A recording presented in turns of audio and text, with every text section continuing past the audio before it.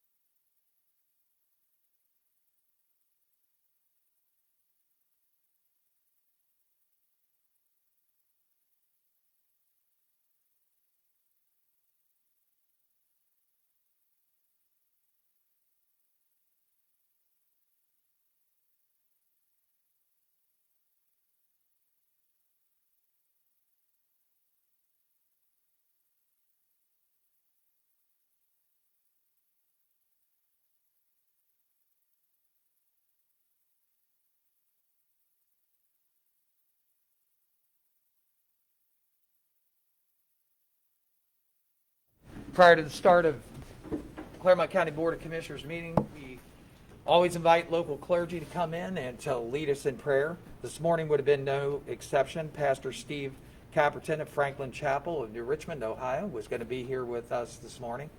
Obviously, we all understand that due to circumstances, it limits people's ability to be here. Steve is not with us this morning, and so I'll gladly fill in for him. If you would like to participate in prayer, by all means, bow your heads, and we'll get started. Lord, we thank you for this beautiful morning, and Lord, we thank you for the stoppage of the rain.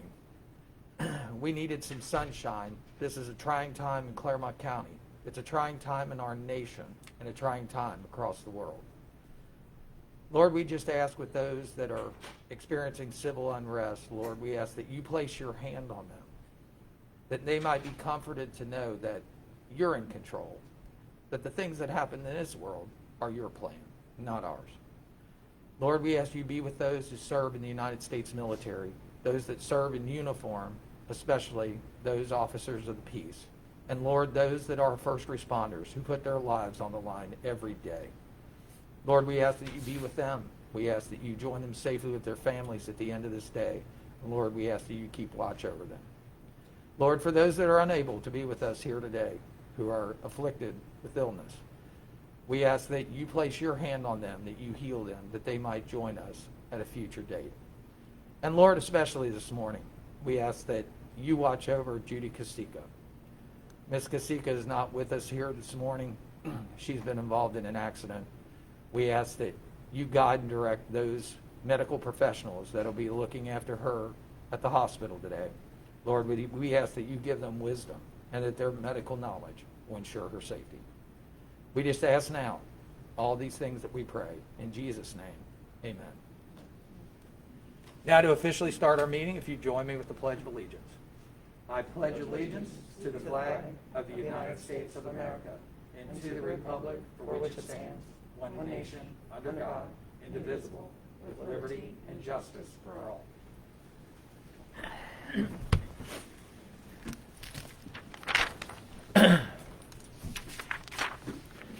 Prior to getting our meeting officially started, I have a resolution to ask the board to consider that the Board of Commissioners hereby appoint Deborah Sharp, Executive Assistant 2, as the Clerk Pro Tem for today's regular session date of June 3rd, 2020.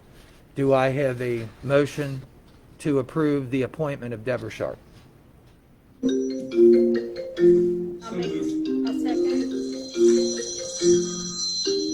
It's been moved. It's been moved. Okay. It's been moved and received a second. Roll call, Debbie. Mr. Humphrey? Aye. Ms. Corcoran? Yes. Mr. Painter? Yes. And now we can move on with the agenda as presented. B is approval of regular session minutes for 5/27/2020. Board, I know you've had these minutes early for your review and for clarification and revision as required. Do I have a motion for approval of the regular session minutes of 5/27/2020? I'll make the motion. Second. It's been moved and received a second.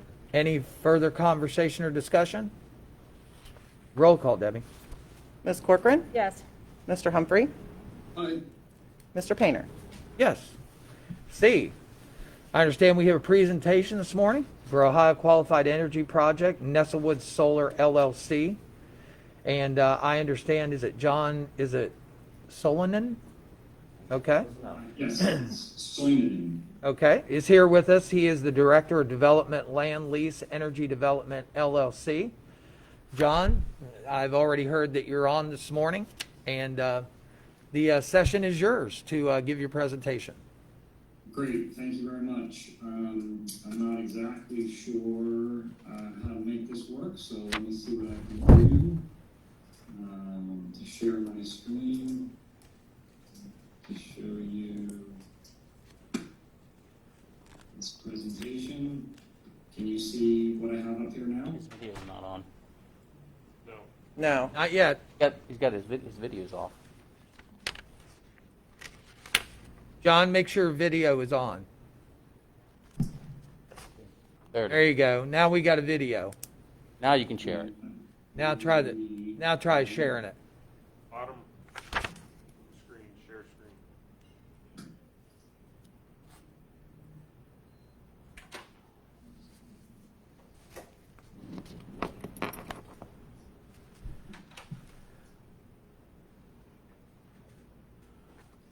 Want to hold ours up? I apologize, my technology is not cooperating here. we can go ahead and share it if Trying to you'd get like. this presentation Share ours? up. John, we can share it on our screen. Let us do it for you. Okay? Okay? Great. Okay, just a minute. There it is. Can you see it in one of the panes?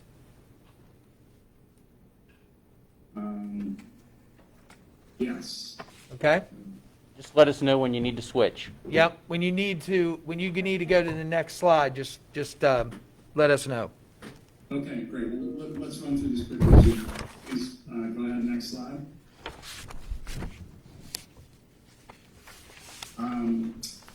LENDLEASE is a global company. We are headquartered in Sydney, Australia. We have about 13,000 global employees. In the United States, we're headquartered in New York. We're primarily a construction and development company, and I work for the Energy Development Group, which is a small group of about 15 individuals. And we are focused exclusively on developing utility-scale solar energy and battery storage projects across the country. Next slide.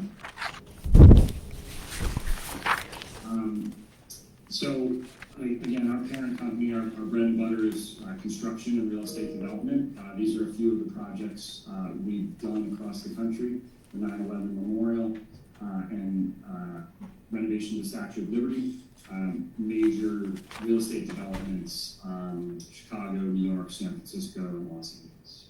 Next slide. A little bit on how we're structured. Next slide. I work in project development. I'm the director of development for LENDLEASE Energy, and I do all of our projects east of the Mississippi. Next slide. You can go to the next slide. This is our project list totaling about 2.3 gigawatts, and you can see at the top of the list is the Nestlewood Solar Project. It's an 80 megawatt AC project in Clermont and Brown County, Ohio. Next slide. Just some representative photos here. You can move to the next one. And the next one. And the next one. Typical solar energy project is really pretty straightforward. Essentially, solar panels collecting the sun, wired together to an inverter, generating step-up transformer, and supplying electricity to the electrical grid. Next slide. You can see none of the equipment is particularly large, a little bit larger than a pickup truck. On the left, you can see that typical inverter space. There'll be one of those located every few acres, and the vast majority of the project is really the solar panels on the solar rack that you see on the right of the pickup truck in this image. Next slide. Next slide. Next slide. Next slide. And you can scroll through, and then I'm not sure if it's a separate presentation that is the specifics of the Nestlewood project.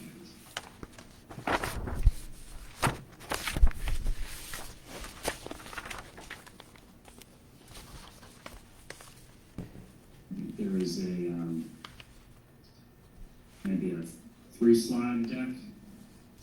You guys have that available? Yeah, we're pulling it up. Great. All right, next slide. So the specifics of the Nestlewood Solar. On the right here, there's an image, aerial image, indicating the real estate and where the project will be specifically located. The project does straddle the county line, so about half is in Clermont County, and then half on the east is in Brown County. Hey, John, before you move forward, what are the close roadways to that project? So Bethel Maple Road is in kind of diagonally through the southern portion of the project. Okay. Oak Corner Road goes more or less north-south. You can see some pink lines. So Oak Corner Road. Does that locate you? Yeah, we're good. Okay, great. So what we are seeking from Clermont County is a resolution qualifying this as a qualified energy project, which would exempt the project from standard taxation as energy property and instead implement a payment in lieu of taxes, which is statutorily set in Ohio at a minimum of $7,000 per megawatt for a total of $720,000 per year for the entire project. Assuming approximately 50% of the project is located in Clermont County, that would mean annual tax payments of $360,000 per year for the life of the project. So the $7,000 per megawatt is by statute, and then up to an additional $2,000 per megawatt would go directly to the county's general fund. And then we would expect to go into construction in 2021 and be operational by the end of that year. Next slide.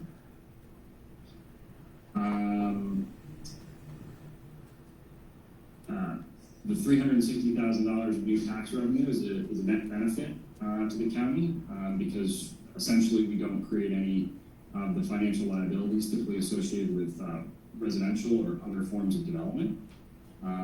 We have about a 10-month construction term, and during that, the economic analysis estimated 314 direct, indirect, and induced jobs in Ohio, approximately 18 million in labor income, and a total economic output of approximately 36 million.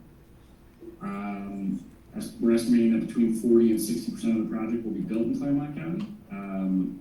We need to advance final permitting. We have approval from the Ohio Power Siting Board for the 80 megawatt project, and we are now working through final engineering design to facilitate the submission of our stormwater permits to the Ohio EPA. So as we work through that process and final engineering, we'll be able to determine exactly how much of the energy project will be located in each of the counties. With the pilot in place, the Bethel, Tate, and the Western Brown local school districts will receive approximately 35 to 40% of the annual revenue from that project, the $720,000 per year. And the real benefit here for everybody, I think, is that these payments will be fixed, right? So they're not going to decline over time with a depreciating asset. So it's a known quantity for the county and for us as the project sponsor. Next slide. So the payments will be considerably higher than they currently are on the land. Payments are fixed. Local school district receives significant revenue without increased student population. And over 30 years, the counties will receive more than $10 million in revenue from this project. So we're asking for your support in passing a qualified energy project resolution, and I'm happy to answer any questions that anybody has. John, I'm very familiar with the solar installation in Oak Ridge, Tennessee. We had two such projects there. One is Brightview or Bright Star down there. One of the limitations that I know that this power generation is actually relayed right to the grid. However, there were some regulations down there that only allowed the supplier to be able to provide so much green energy to actual rate receivers or users based on how much is generated and placed on the grid. Are there any limitations like that in Ohio? There are not any limitations that I'm aware of. So in this instance, we will be an independent power producer. Okay. And we will essentially be a wholesale energy supplier. As a independent power producer, we are not a registered utility, so we cannot sell energy to consumers. We need to sell it through the PJM, the Independent Service Organization that is set up by FERC. Is PJM in this instance, and so PJM functions as the trading desk. So we will be selling the wholesale power to a single off-taker. We do have a contract for the sale of the power. It is a Fortune 50 company. Unfortunately, because of confidentiality agreements, I can't disclose who the buyer of the power is, but it's a household name. And it is a large prominent entity that is very interested in achieving its sustainability goals of working towards 100% renewable energy. And when you said this power is produced 80 megawatts, it's sold wholesale to a supplier, obviously, that you can't disclose, and we totally understand that. Does the pilot payments, are they consistent always, or does it depend on the wholesale value of the megawatt sale? They are consistent. So statutorily, in the state of Ohio, the pilot program establishes a payment of $7,000 per megawatt as the minimum in order for a project to be able to obtain a pilot, right? A payment in lieu of taxes. So if you're not going to pay your taxes, the minimum that you can pay under the pilot program is the $7,000 per megawatt, and that is allocated in the county in the same manner as the real estate taxes would be for the underlying real estate, but obviously a much larger denominator, right? $720,000 instead of the less than $100,000, tens of thousands of dollars currently for the underlying real estate. The additional $2,000 per megawatt is voluntary, essentially to be negotiated between the county and the developer. And so in some instances, if the county really wants to see the project go forward, they might accept less than that additional $2,000 to take it up to the $9,000. But in this instance, we're saying, we're very comfortable paying the $9,000 per megawatt. It's fixed, and we pay that every year for the life of the project. So it is not subject to any variation based on what our revenue is. Hopefully that answers your question. It did. Thank you. And any outreach type effort by you and the company as far as like meeting in Western Brown, meeting in Bethel Tate, talk to the school systems, any of that has gone on already or not? I have only been a project manager for this project since the beginning of the year. So I have met with the townships, but I have not met with the school districts. Okay.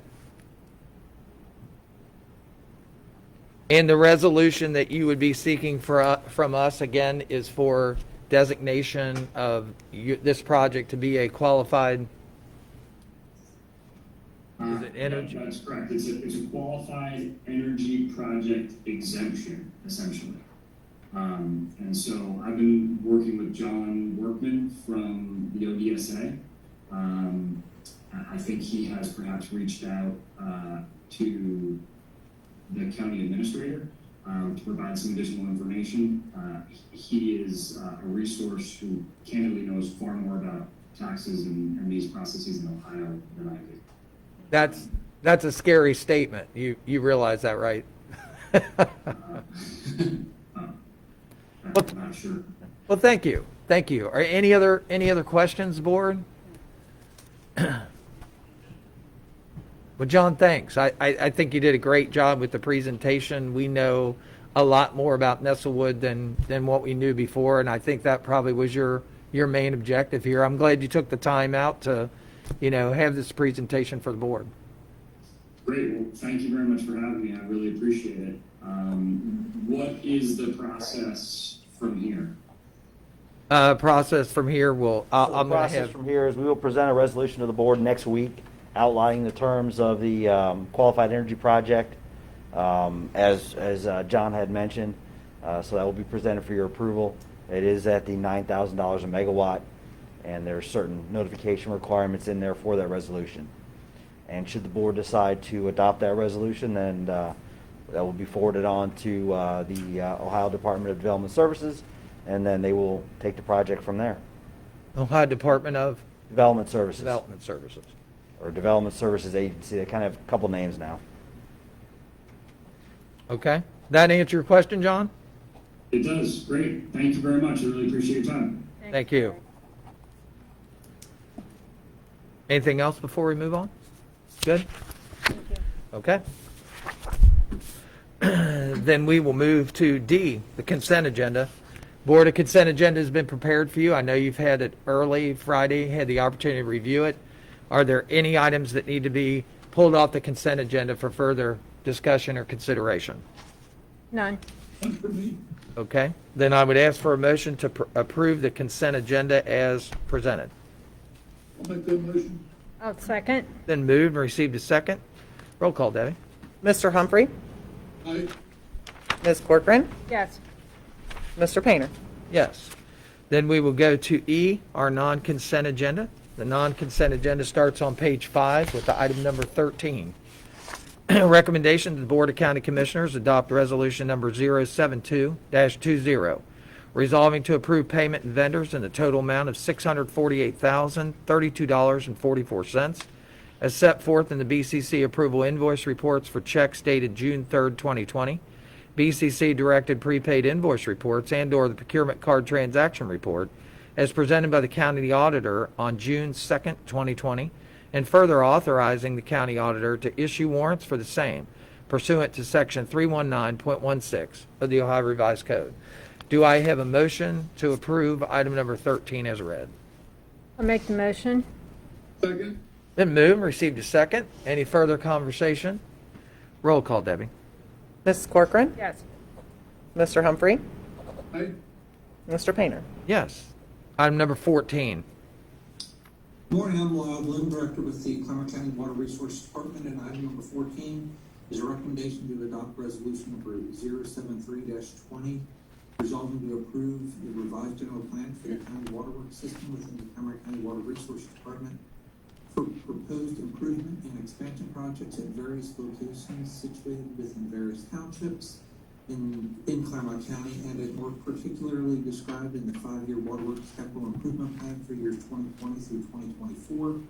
Also resolving to authorize and direct the Clermont County Water Resources Department to perform or have performed preliminary and design engineering, preparation of detailed plans, specifications, contract documents, and estimates of cost for proposed improvement and expansion projects, and resolving to authorize the Clermont County Water Resources Department, its employees or agents to enter onto private and/or public properties to be affected by the proposed improvement and expansion projects after sufficient notice has been sent to owners and/or persons in possession or control of such properties to perform soil investigations, surveys, appraisals, or other examinations as deemed necessary in order to finalize said preliminary or design engineering, preparation of detailed plans, specifications, contract documents, acquisition of necessary right-of-way, and estimates of cost.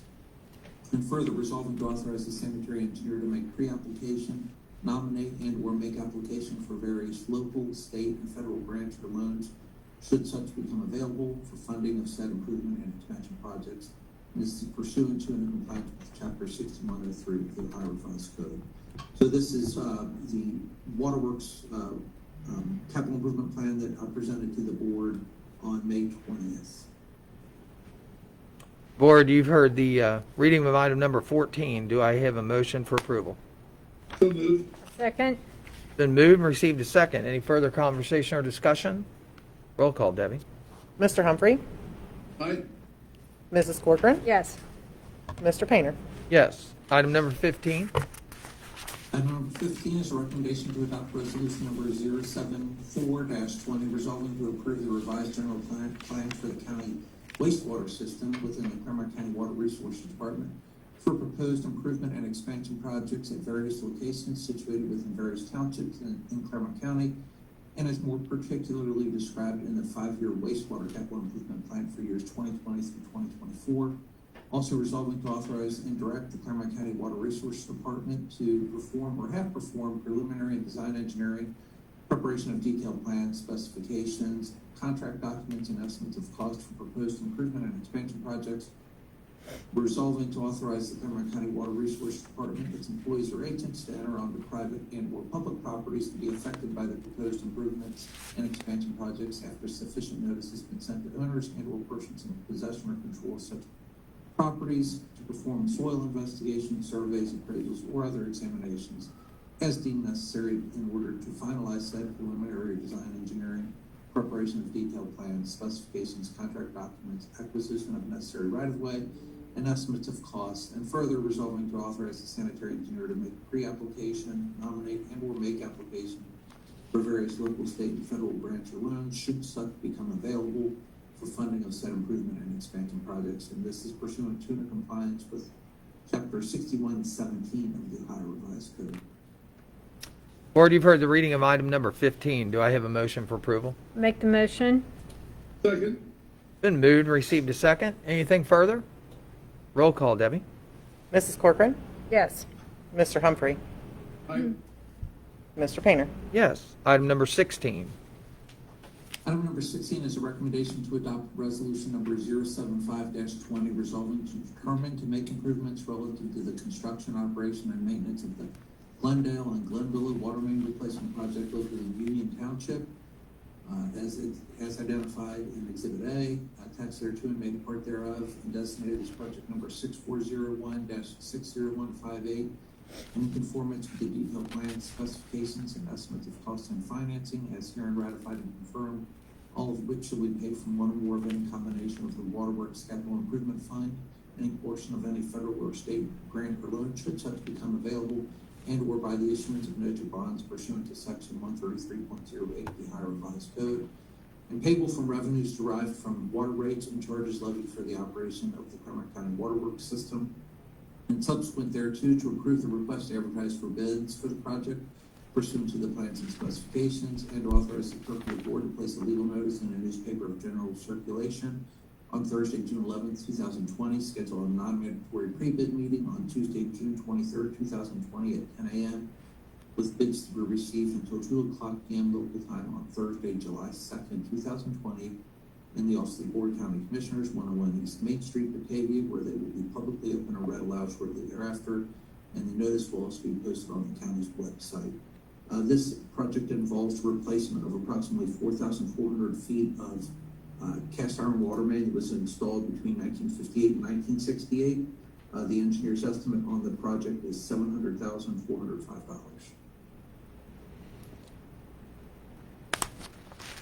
Board, you've heard the reading of item number 16. Do I have a motion for approval? So moved. I'll second. Anything further? Roll call, Debbie. Mr. Humphrey. Aye. Ms. Corcoran. Yes. Mr. Painter. Yes. Thanks, Lyle. Thank you. Item number 17.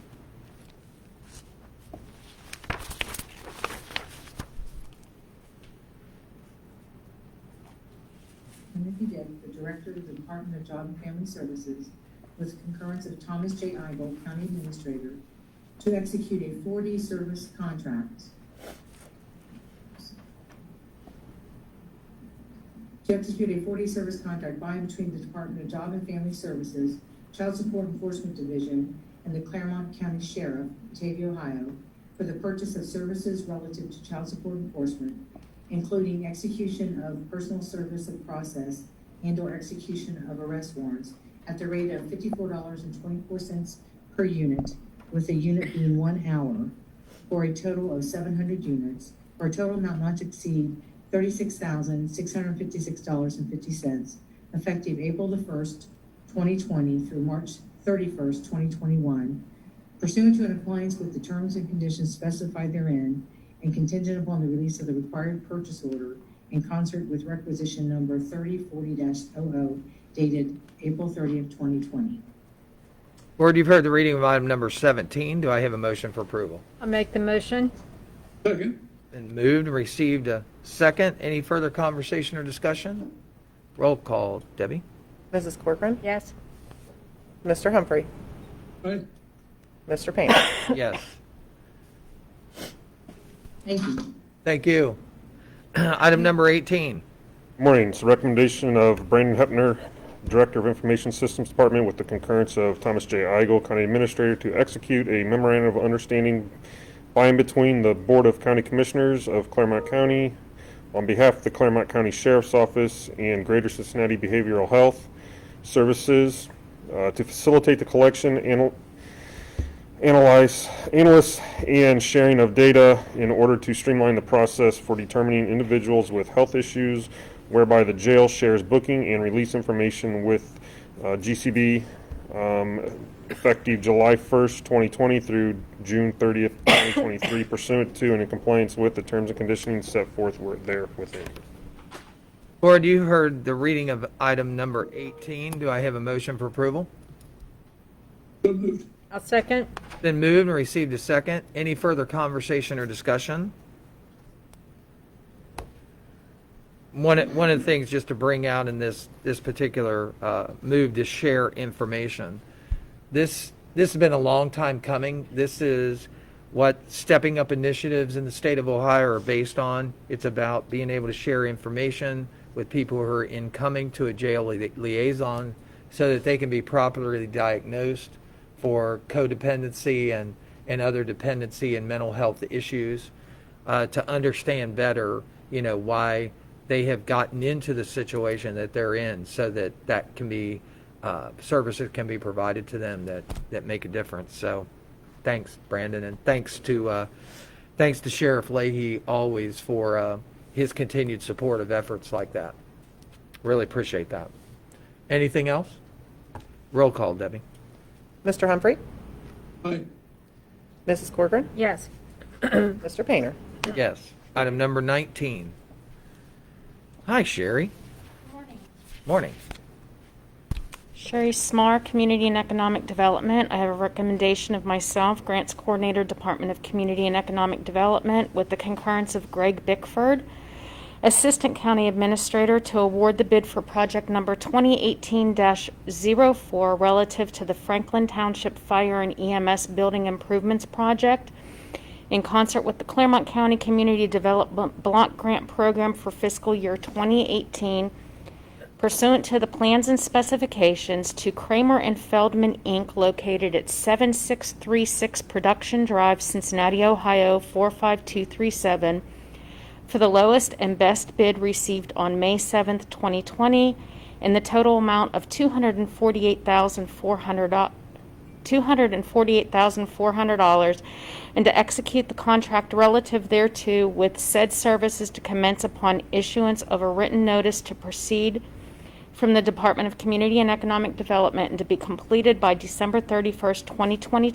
2021, pursuant to and in compliance with the terms and conditions specified thereto in the award of bid therefore, and contingent upon the release of the purchase order.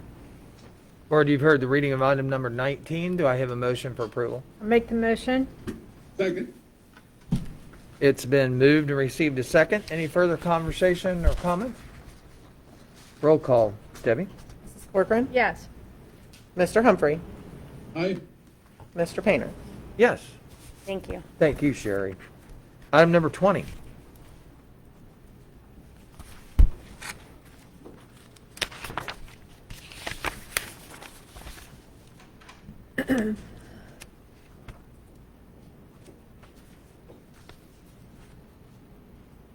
Should be Wade.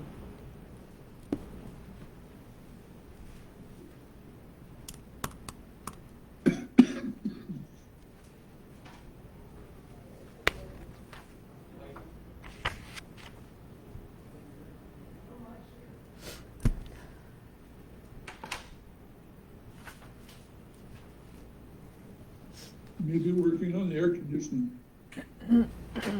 Could be. Hey, Wade.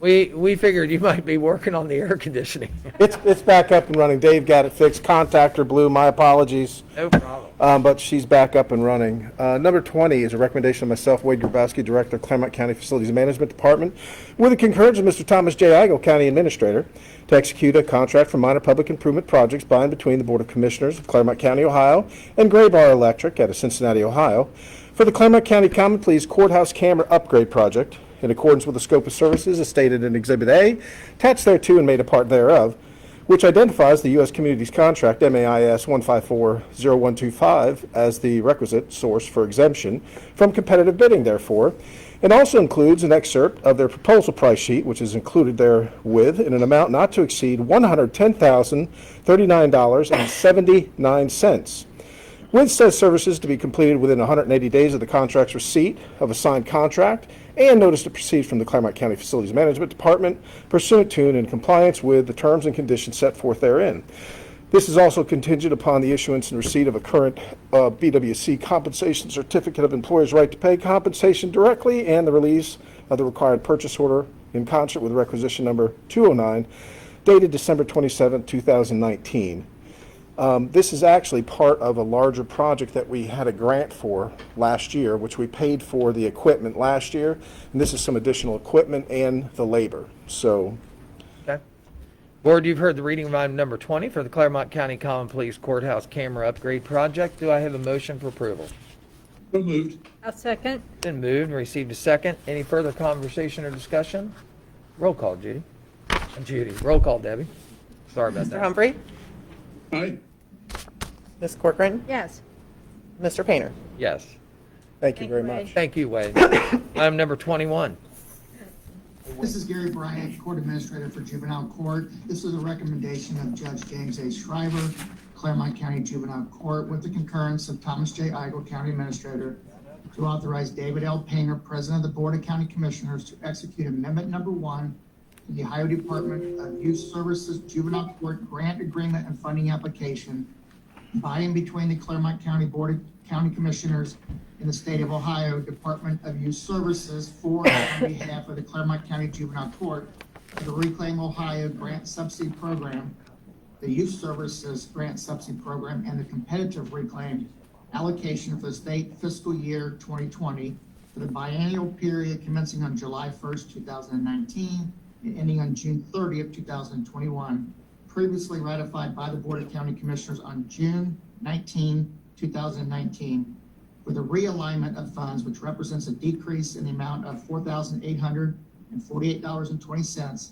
to the overall total program cost as more fully set forth therein, and in addition, reflects a decrease in the amount of $62,952.90 to the original total program cost of $1,427,340.42 to revised total program cost of $1,369,235.72, as stated in a letter from the Ohio Department of Youth Services to the Clermont County Juvenile Court dated December 9, 2019.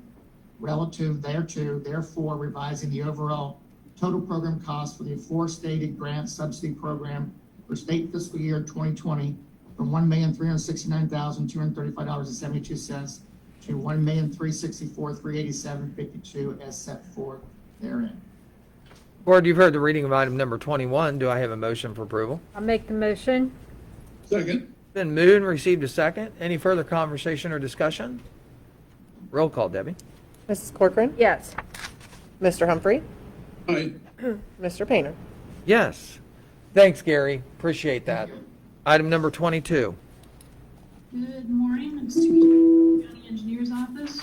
Item 22 is a recommendation to execute record plat number 629-3213. This is for replats of lot number 1 and 2 in the Mamie Klepper subdivision in Union Township.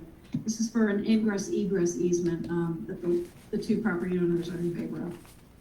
Board, you've heard the reading of item number 22 for the Klepper Lane subdivision and a replat. Do I have a motion for approval? So moved. I'll second. Been moved and received a second. Any further conversation? Roll call, Debbie. Mr. Humphrey? Aye. Mrs. Corcoran? Yes. Mr. Painter? Yes. Item number 23. Item 23 is a recommendation to authorize the county engineer to file an application for and on behalf of the Board of County Commissioners with the Ohio, Kentucky, Indiana Regional Council of Governments for the Surface Transportation Block Grant for state fiscal year 2024 in the amount of $6 million for local funding for the Eastern Corridor Segment 4A Phase 8, the Glen Estee Withamsville Ramps and CD Road project, which has a PID number of 103957. This is as detailed in the 2019 track grant application and award as one of our local funding sources for that project. Board, you've heard the reading of item number 23. One. Oh, 21. 23. 23. Item number 23, do I have a motion for approval? I'll make the motion. Second. Been moved and received a second. Any further conversation or discussion? Suki, if this is approved and the money is appropriated, is this ready to go, or how much, where are we at as far as a start? Well, ODOT has their schedule for the construction of this, but this, if you remember the track application that was approved, there's $10 million worth of local funds. This will be $6 million of it. We've got another pieces of local funds that we need to get from both MB&G here, the county engineer, Union Township, and then either the county CIC or the county capital fund or economic. So we'll work on moving those as we need them for ODOT, according to their timetable. Okay. So this is just one piece of that $10 million local match. Okay. Those monies should all be available. It's just a matter of getting the actual movement of them to ODOT. Okay. Board, you've heard the reading of item number 23. Any further discussion? Roll call, Debbie. Mrs. Corcoran? Yes. Mr. Humphrey? Aye. Mr. Painter? Yes. Item number 24. Thanks, Suki. Sure, have a good day. Good morning. Morning. Yvonne Smith, the Benefits Plan Coordinator for Clermont County. It is my recommendation, with the concurrence of Sandy Tahat, Human Resources Administrator, to authorize David Painter, President of the Board of County Commissioners, to execute a tuition assistance applications submitted by the following employees for participation in the Clermont County Tuition Assistance Program pursuant to Section 4.12 of the Clermont County Personnel Policy and Procedures Manual. And those employees are Casey Scott and of the ISD Department, and Taylor Dotson of the Prosecuting Attorney's Department. Board, you've heard the reading of item number 24. Do I have a motion for approval? So moved. A second. Been moved and received a second. Any further conversation? Roll call, Debbie. Mr. Humphrey? Aye. Mrs. Corcoran? Yes. Mr. Painter? Yes. Thank you. Yeah. Thank you. Item number 25. Item 25 is a recommendation to adopt resolution number 076-20, resolving to appoint the following members to serve on the Clermont County Transportation Improvement District Board of Trustees in their official capacity as the current incumbents of their respective offices is outlined below for a 2-year term effective 6/21/2020 through 6/20/2022. And the representatives are Jeff Wright with Miami Township, Ken Geis with Union Township, Jeremy Evans, the Clermont County Engineer, Lyle Bloom representing the Board of County Commissioners, and Jeff Likens of Likens Energy Solutions. Board, you've heard the reading of item number 25 for a Board of County Commissioners resolution to appoint Jeff Wright, Ken Geis, Jeremy Evans, Lyle Bloom, and Jeff Likens to continue their tenure on the TID for the next 2-year period from 6/21/20 to 6/20/22. Do I have a motion for approval? I'll make the motion. Second. Been moved and received a second. Anything further conversation? Roll call, Debbie. Mrs. Corcoran? Yes. Mr. Humphrey? Aye. Mr. Painter? Yes. Item number 26. Morning, Mary. Good morning. Mary Raines from the Office of Management and Budget. 26 is the request to increase the annual appropriations for 2020 in accordance with 570540, the revised code. It's $50,000 to the newly created CDBG Entitlement Program Income Fund. Board, you've heard the reading of item number 26 for a supplemental appropriation. Do I have a motion for approval? So moved. A second. Been moved and received a second. Anything further? Roll call, Deb. Mr. Humphrey? Aye. Mrs. Corcoran? Yes. Mr. Painter?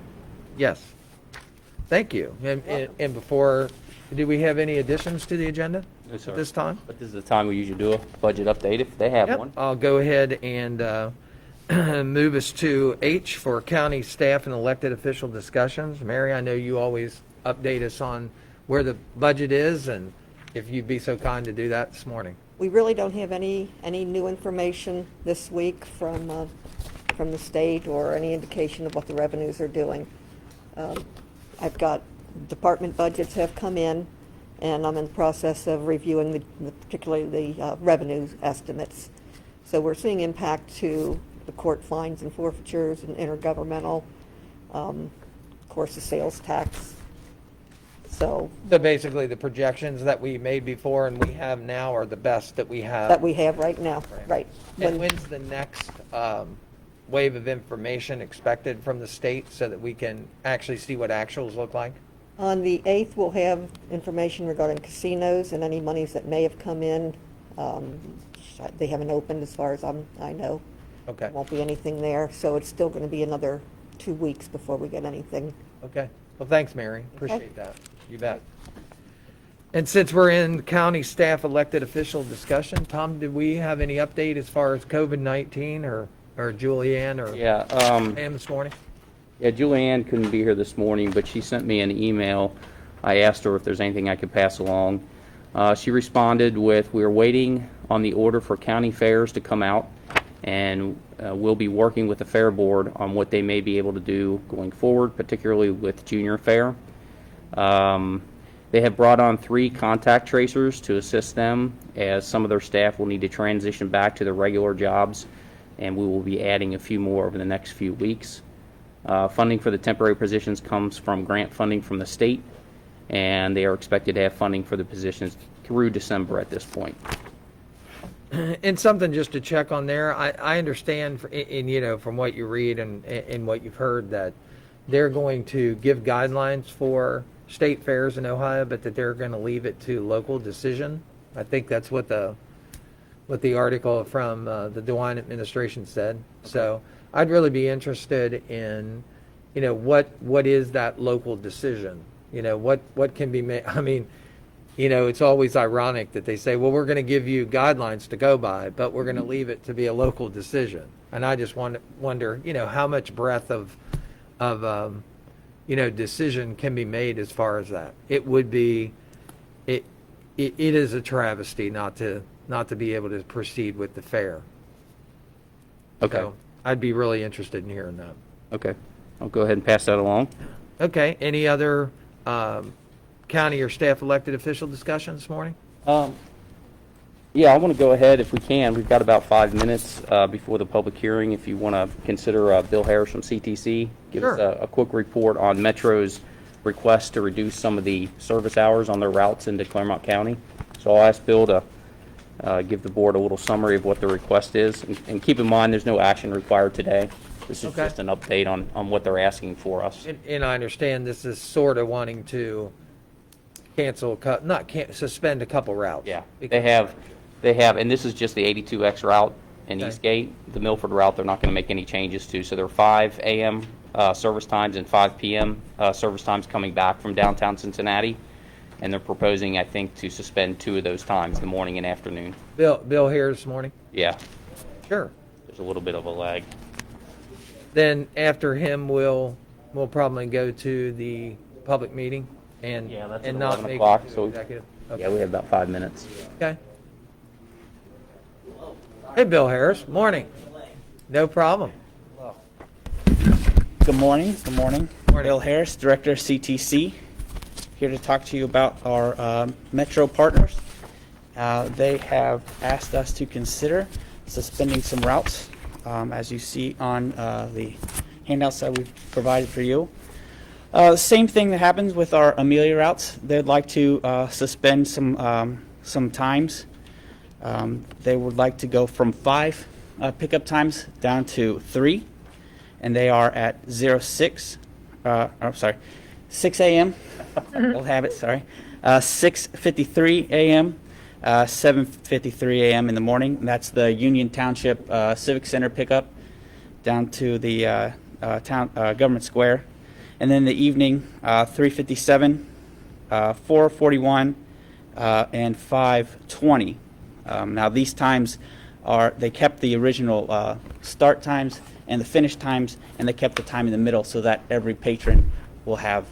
Those will be the 3 times that they will keep. Correct. That is correct. So in other words, the 6:35 and the 7:09 will no longer be used? That is correct. And the 4:21 and the 4:55? That is correct.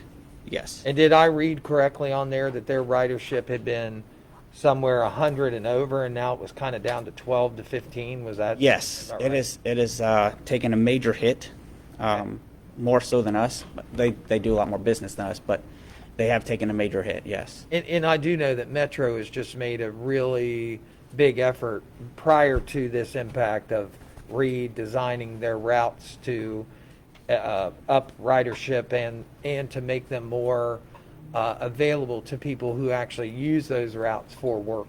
Yes. So yes, I know they've got their finger on the pulse of that pretty good. Yes. Okay. Anything that the board needs to do, you're just making us aware? We'll have to sign the addendum that I provided, and then other than that, they'll take care of the rest. They'll advertise it on their website and make the announcements on their buses. Okay. This ends up actually saving us $76,000 because we're reducing it by 40%. So Tom, since they're our partner, do we need a resolution to So, suspend these routes? so there's kind of so we have to amend our contract with them. Okay. And we have the paperwork prepared for next week. Okay. So obviously, when you reduce routes, as Bill said, it's a cost savings to us, which is not necessarily a good thing if you're reducing routes. But Right. we're hoping that with the businesses opening up, that the ridership will increase. And Bill has told me that if it does, that Metro will come back and say we're going to open up those service times again. So this 82X route, Yeah. the board has to approve that those certain new service times. So what we can do is next week we can do it all at once. We can approve the service times and then amend the contract. Okay, that's fine.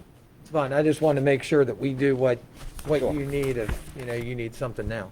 Okay. All right. Thank you. Thank you.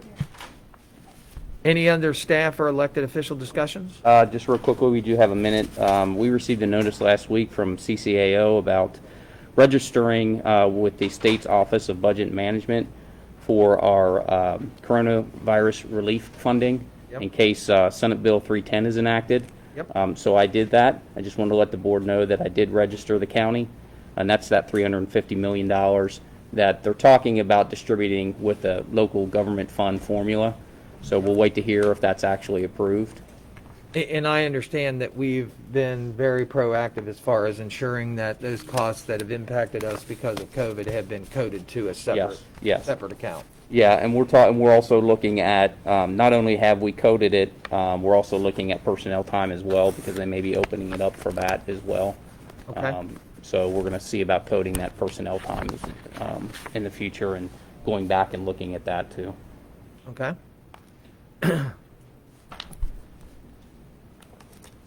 And we are, what time do you have, Tom? You have 11? 10:59. Okay. We got about probably 30 seconds. All righty.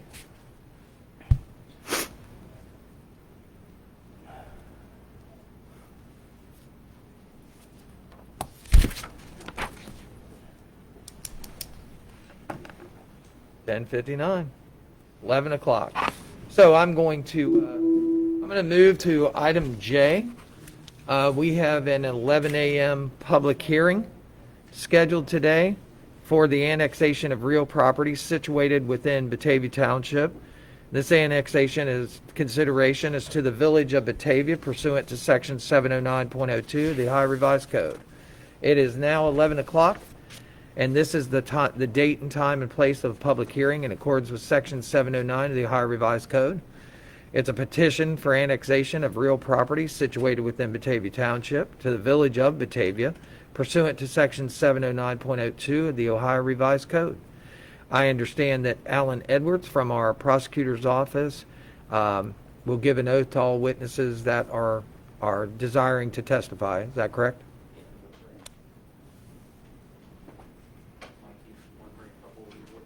Yeah, I'll have Dennis come in. Dennis with us.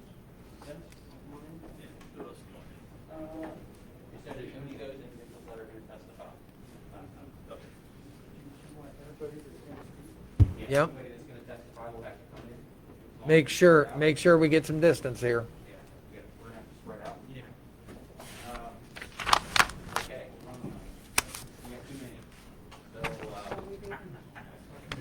Let's just make sure we say 6 feet apart, please. And we'll allow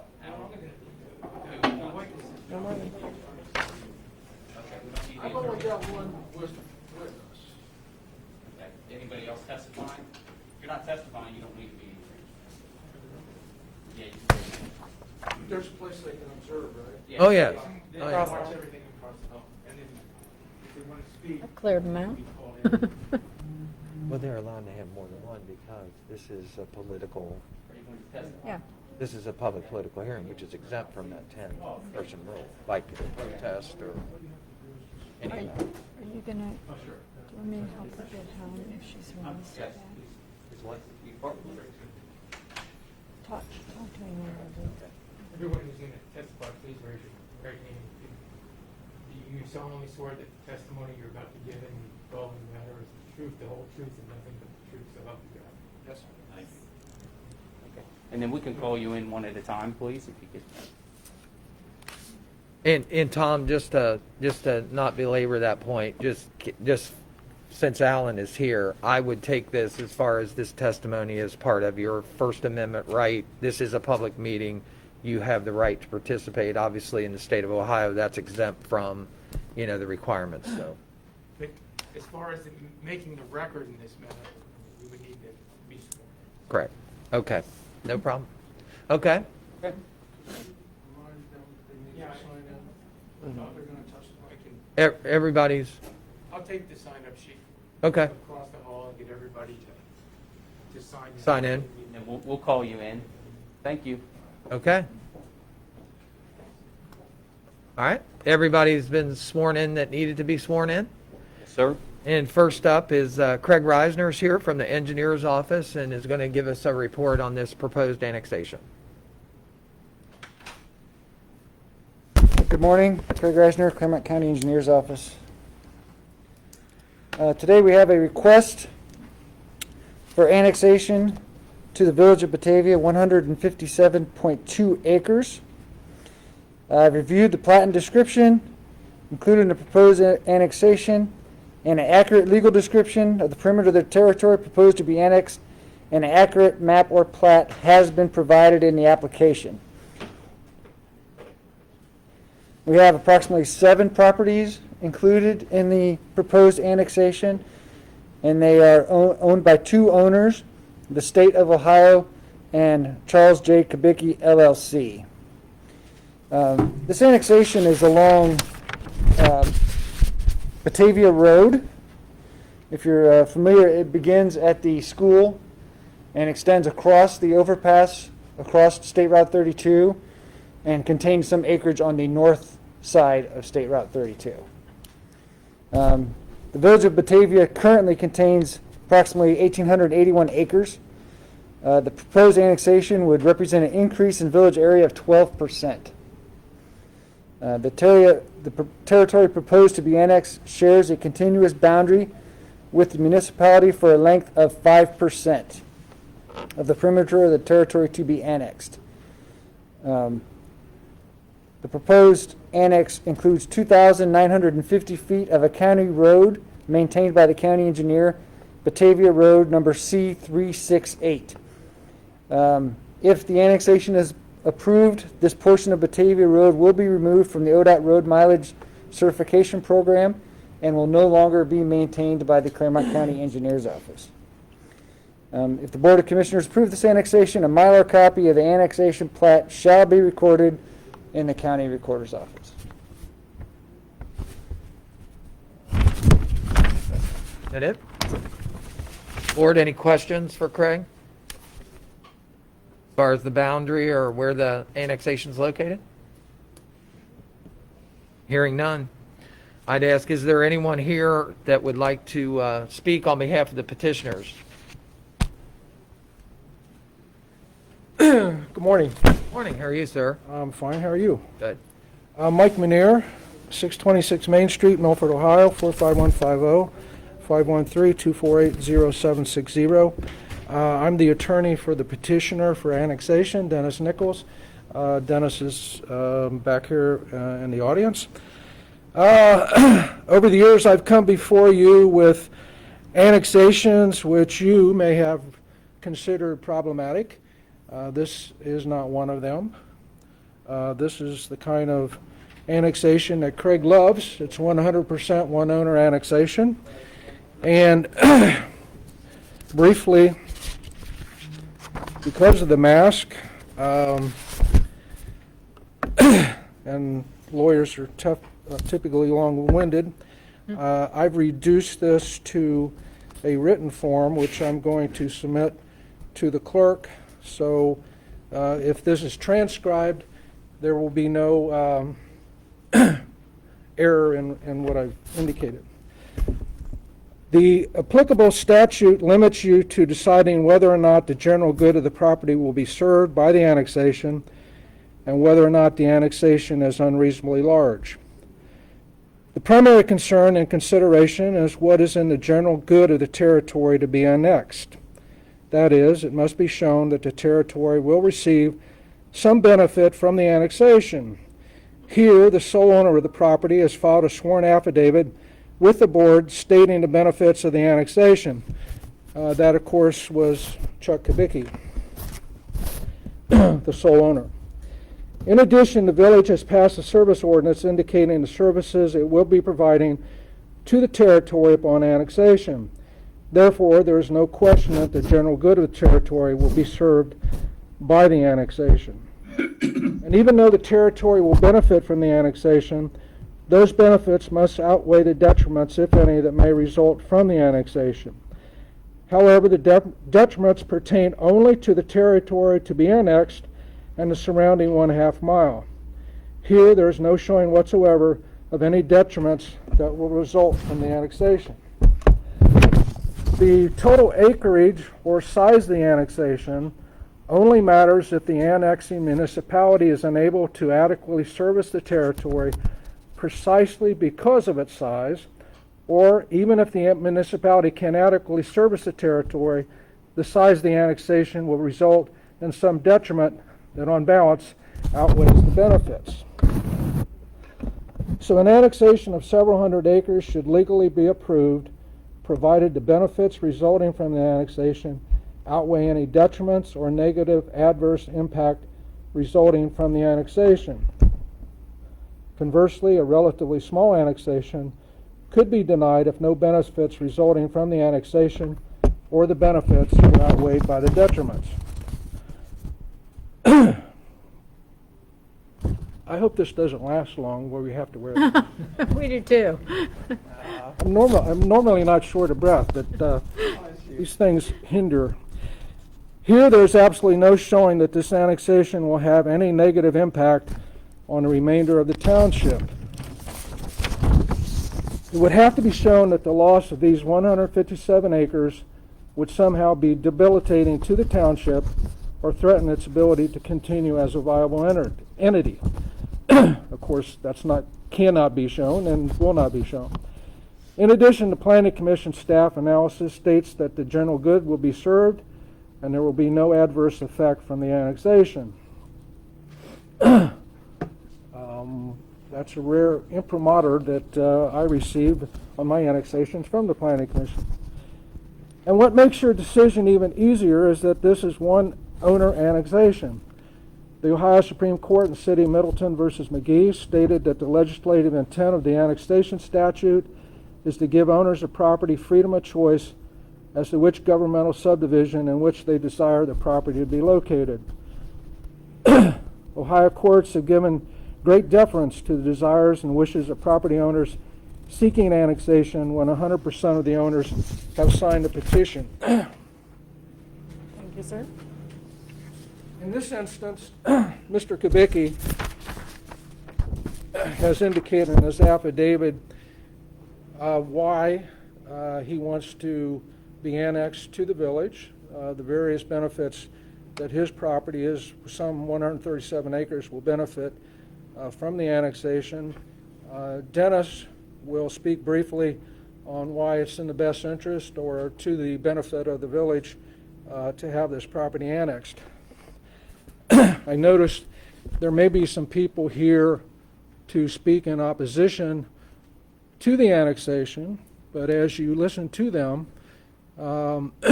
remember that your decision has to be based on what's in the general good of the property, and if there's any detriments, and those detriments have to be relevant to your consideration. So unless there's some questions. Only one question, Mike, if you would, please. I noticed this annexation obviously has a portion of a roadway with it. The properties that adjoin that roadway, are they affected by this annexation also? The what? The properties that adjoin that roadway that's being annexed as part of this. Yeah. This project, are they affected by this annexation? I don't see how. Okay. Okay. Thank you. Is there anyone that wishes to testify in favor of the petition? Mr. Nichols, please state your name and address. My name is Dennis Nichols. I am the village administrator of Batavia Village, 65 North 2nd Street, Batavia. I'm here to speak very briefly, only to say that the village council and mayor and the administration all believe that this annexation will be to the benefit of the village and to the property affected. It will enable a residential development that will benefit the village and be good for the people who move in here. I'm really here mainly to answer any questions if you have any. Any questions, board? Dennis? Thank you. Thank you. Thank you. Anyone else that wishes to testify in favor? I asked that question across the hall. None? I wish to testify in favor. Okay. Is there anyone that wishes to testify in opposition?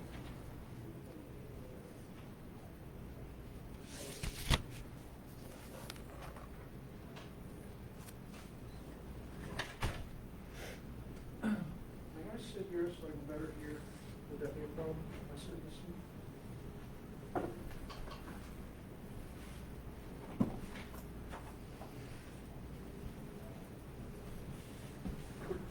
Morning. Podium's yours right here. Uh-huh. And before you get started, if you just state your name and your address for the record. My name is Don Kellerman. My address is 1275 US 50, Milford, Ohio.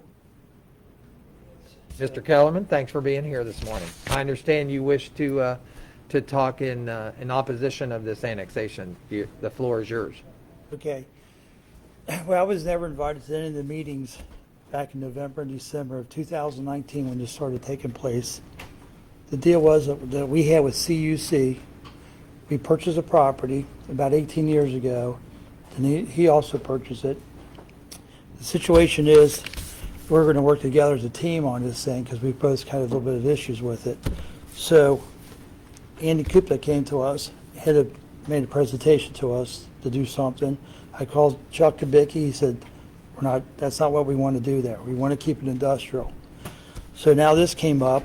So I went to a meeting, I think it was in January of 2020, and they kind of told me the program, but I told them I wasn't interested unless I talked to Chuck Kubicki personally to make sure this is the best for both parties. But he wasn't there present. So that's kind of how it all got laid out. We're not interested in having R2. Our company builds commercial industrial buildings. We purchase a property as an industrial. So we're not, because the setbacks, all the issues we would have to be incredible. So we're not in favor of it whatsoever. Okay. That's where we're at. Okay. And just explain, just explain how your impact, are you part of this 157 acres, or are you adjacent, or? When you first get off the exit, we're the very first 10 acres partial. Okay. So- Mr. Painter, if I may, I'm counsel for Mr. Kellerman and Steve Perkins. I'm going to provide a highlighted copy of the annexation plat that was attached to Taylor Corbett's materials. Okay. And while the paper's all in blue, or the property's all in blue, Thank you. I have highlighted Mr. Kellerman's property, which is in black. Okay. Just to be clear, since it seems a little vague. Okay. Do you have one And- possibly for the clerk that we could show it maybe to Commissioner Humphrey? Thank you. I brought one for that, too. And I know you've stated your name. Could you state your address just for the Sure. record? I'm a Batavia Township resident, but I'm an attorney at Coors and Bassett in Okay. Cincinnati. Now, I'm just trying to motion them. Can we maybe show it to Ed so he can see it? Sorry. I'm talking about online. perfect. Thank you so much. I'll let Mr. Kellerman proceed. Thank you. That's all I kind of have to say. When we purchase a property as industrial, it is currently zoned industrial, and our company doesn't have to do anything with residential. Or otherwise, we'd have bought, we own a lot of real estate here in Clermont County. Everything we have is industrial. So we're not interested in whatsoever. Mr. Kellerman, what do you do in your place of business here? Well, we own a couple of different companies, but the land development company, we buy land, build facilities on it. Okay. Got it. Okay. Thank you. That was obviously Thank you. insightful and gives us some Thank more you. Question information. to ask Mr. Kellerman? Is there a cross? If It's time Mr. to do Kellerman, that you, now. hold on a minute. Mr. Thank Kellerman, you okay with that? Are you okay with answering the question? My question, whether you're Go okay ahead. with it, by statute, I'm entitled to cross-examine a witness. Okay. Can I do that now? Yes, you may do so. Mr. Kellerman, how are you impacted by this annexation? Well, all the setbacks would be changed. So we probably lose another, instead of being 20 feet setbacks, to the best of my knowledge, if it goes residential, we would be set back 100 feet. So we lose 80 feet, so there's probably another acre or so of ground that we wouldn't be able to use. And all the restrictions they would give us would be pretty intense to get something accomplished. Well, this property is unapproved, correct?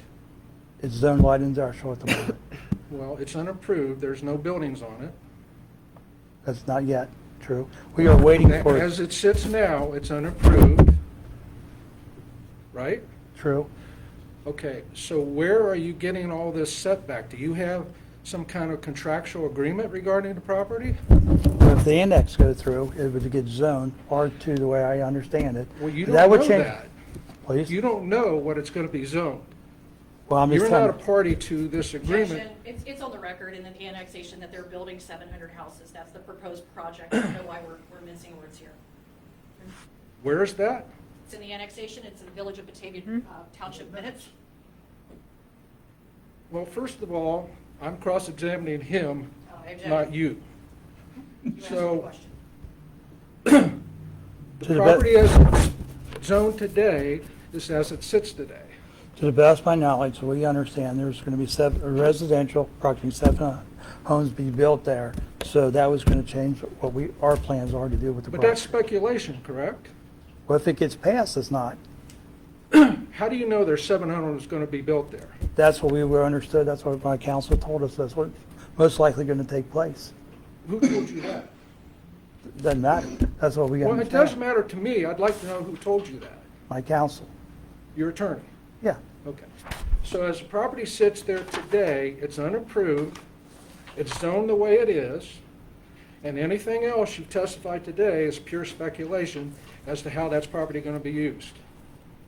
Well, you'd have to, I'm just asking you then, if it does get approved to R2, that would change the boundary lines. Is that true or false? Well, I'm asking you the questions. Oh. So, but I'm not that's, going to argue with you. If it gets changed, well, I'm not it's arguing gonna with you either. I'm just asking you questions that I'm expecting an answer from. Hold on just a second. Mr. Kellerman, are you represented by an attorney here? Yes. Yes. At any time that you want to refer to your attorney prior to you answering a question, you have that right here. I've already objected. Okay. I mean, I believe that he's answered the question. I believe Mr. Manier has made his point that he believes it's speculation, and I believe that Mr. Kellerman has testified that he has reviewed the materials independently and with counsel from the Batavia Township minutes that indicate that 700 houses are proposed to be built through Fisher Homes at that development. I believe, Mr. Kellerman, you also attended a meeting with Fisher Homes present regarding this annexation. Would you mind to tell the board about that? It took place in January. To the best of my knowledge, there's a gentleman from CUC there. There's another gentleman there from Ken Geis. Then a gentleman, another person representing Fisher Homes. Mr. Manier, can you substantiate that or state for us the information? No, I cannot. Plus the fact, all I wanted to justify from this witness is that it is speculation. The board is not allowed to speculate on what the possible use of that property is going to be. Mr. Manier, I'm going to caution you just for a second. If there is evidence that this information is documented in a set of meetings that were put forth in a Batavia Township meeting, then this board needs to know about that. Well, I'm not sure. I appreciate the caution. Reference to me, I'm representing my client.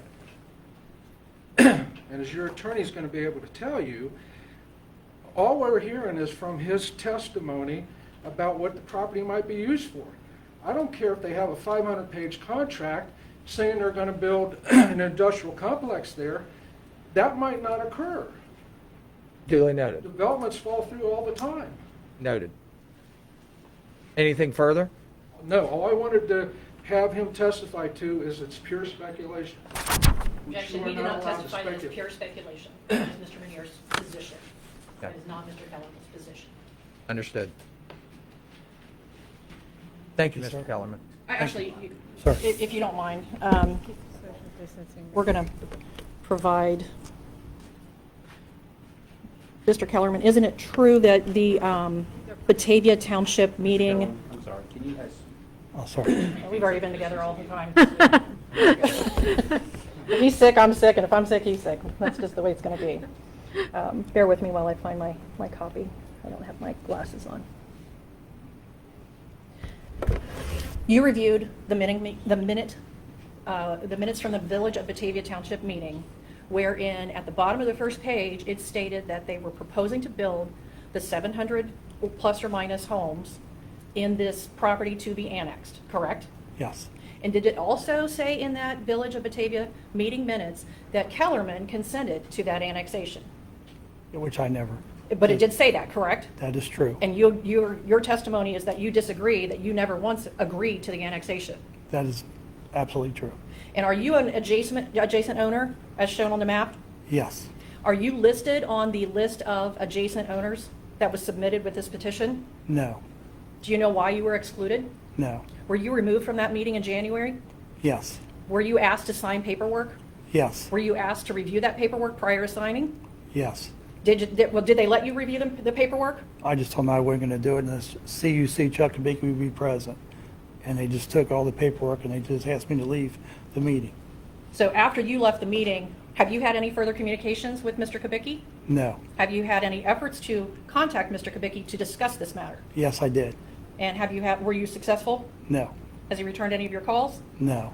Do you feel like this development, whether it's for 700 residential houses or something else, do you believe that it is a detriment to your property for this property to be annexed by the Village of Batavia for the proposed development? Absolutely, yes. Do you believe that it is a detriment to you for this property that is proposed to be annexed to be removed from the Village of Batavia? Sorry, can you please say that? Do you believe that it's a detriment to you if Kubicki's property is annexed away from the township and into the village? Yes. Do you believe that, I know we had talked about contiguity of the parcel. How is the contiguity reached? Is it down like a balloon on a string all the way down 32? Is that how they reach their contiguity? To the best of my knowledge, yes. Okay, because on the other side of you is 32. That's true. Divided highway. Right. And then on the other side of 32 is the Board of Education, Batavia Schools. Yes. So everything that's on your side of 32, where this area is the only adjacent piece to the Village of Batavia is through Route 32, the string contiguity. To the best of my knowledge, yes. Okay. Do you have anything else you would like to tell the board? I know. I appreciate your time. We'd like to reserve rebuttal if necessary. Okay. Thank you. Thank you. Thanks. I have a question as a result of those questions. Hold on here, he's going to ask you some more questions. Go ahead, Mr. Manier. You said that there's going to be a detriment. How are you going to be impacted adversely by the annexation? Objection, he's already answered that. I don't think you did. Respectfully, he said that the setbacks would be a detriment to him. There are no setbacks now, correct? Incorrect. Isn't that correct, Don? I'm asking him, not you. To the best of my knowledge, there is a setback of 20 feet at the current with industrial property. If it goes to R2, it'll be approximately 100 feet setback. Well, if this annexation goes through, you're still going to retain township zoning, correct? Your zoning's not going to change. The setbacks will change. And that would, instead of building a larger building. Not for your property. Yes, the property line, my setbacks to build a facility will change. And that's your detriment. You know, which is huge. Well, are you built there now? No, but we do have clients would be excited about going there if they get the road in. It took us so many years to get there. We're just currently waiting for the road to take place. No more questions. All right. Redirect. Anything else, Rebut? Redirect. To be clear, if the property next to you, if Mr. Kubicki's property is annexed into the village and your property remains in Batavia Township, you are going to be bordered on at least 3 sides by a residential facility, correct? Or proposed residential development, correct? Yes. And if that residential development goes in, your understanding with Batavia Township, and we have Adele Evans here to present testimony as well, your understanding is that if that happens on those sides where you border the residential development, your setback changes from 20 feet to 5 times to 100 feet. Is that correct? Yes, sir. And do you feel that that is a detriment to your ability to use your property? Huge, yes. Nothing further. Okay, thank you. Anything else, Mr. Manier? No. Then I would ask, is there anyone else who would wish to testify in opposition? Thank you, Mr. Kellerman. Thank you. Thanks. And to both attorneys. Thank you. Thank you for clarifying those points. Ms. Evans, I understand you might be here to testify to opposition to this annexation. That is correct, Commissioner Painter. And could you state your name and address for the record? Yes, my name is Adele Evans. I'm the Batavia Township Administrator. My business address is 1535 Clough Pike, Batavia, Ohio 45103. Okay. I'm here today on behalf of my Board of Trustees, Jim Sauls, Chairman, Randy Perry, Vice Chairman, and Rex Parsons, Member, to object to the annexation that has been presented to you today by Mr. Kubicki and the Village of Batavia. The ability to even consider this annexation today was made possible by a balloon on a string annexation that happened several years ago by grabbing Batavia School Campus and a Type 2 expedited annexation request, which ultimately caused the annexation statute to change slightly in regards to income taxes for government employees affected by this specific type of annexation. More changes are needed to the annexation statute in order to protect townships across the state of Ohio from aggressive villages wanting to expand their territory and not being about the greater good. I'm here because we never want to lose important tax base for our residents. This property has been identified by both Clermont County and Batavia Township as a very important part of our industrial corridor. In the 1990s, the county installed a 24-inch sewer line to serve this area for industrial and commercial development. It is directly across the street from the largest industrial building in Clermont County, the IRG building, and Hudemaki's manufacturing plant, one of the county's and township's largest employers. In my previous experience in economic development, most of the industrial manufacturing leads I saw were looking for properties with no residential use closer than half a mile and up to a mile. Sites were immediately cut if they couldn't meet this requirement. It is our understanding that the proposed use for Mr. Kubicki's property is single and multifamily use of upwards of 800 dwelling units. It is my belief that this will negatively affect Mr. Kellerman's property, which is zoned industrial in Batavia Township, as well as future economic development along the 32 corridor that has long been envisioned as the best opportunity for creating jobs in the eastern part of Clermont County. This area is an important part of Batavia Township's growth policy plan and is outlined as our commerce and development area. Additionally, I want to go on record that Batavia Township trustees enacted a TIF on this property in 2013. It is a commercial TIF, and the multifamily component of this project is considered a commercial use. While we remove the TIF on the streamside development at Harold Road, we have no plans to remove our current TIF from this property. We did recently meet with village representatives to discuss this annexation and the planned exemptions for this property. It is our understanding the village is planning 100% tax abatement on this proposed development with little to no reimbursement to the schools. And with the current CRA program and statute, school board approval is not needed, which is a travesty, as this development will bring hundreds of students to both C&E and Batavia local schools with no significant increase in real property tax revenues. It is also my understanding that Central Joint Fire Department will also could be negatively affected by very slight increased revenue from an 800-unit development that they will serve. This is not right also. I want to close with reiterating that Batavia Township is opposed to this annexation. The commissioners, as Mr. Manier mentioned, does have discretion when it comes to regular annexations, and this annexation does not serve the greater good of the territory. On behalf of the Batavia Board of Trustees, I appreciate the opportunity to speak to you today. Thank you, Dell.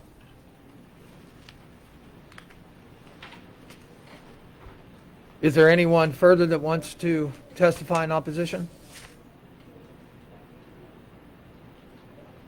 I believe Mr. Todd would like to testify. Okay. I'm here representing him as well. Mr. Todd, could you state your name and your address for the record? David H. Todd, 8029 Evening Whisper Way, Cincinnati 44. I'm a property owner in Batavia Township. I think that my sister and I own the largest or the next to largest parcel of Batavia Township land in this vicinity. We're a little more than a half mile away, and to give you a little background on myself, I was a classmate in law school of the former treasurer, Bob True. He was in my wedding, so that gets my vintage just a little older than Commissioner Humphrey.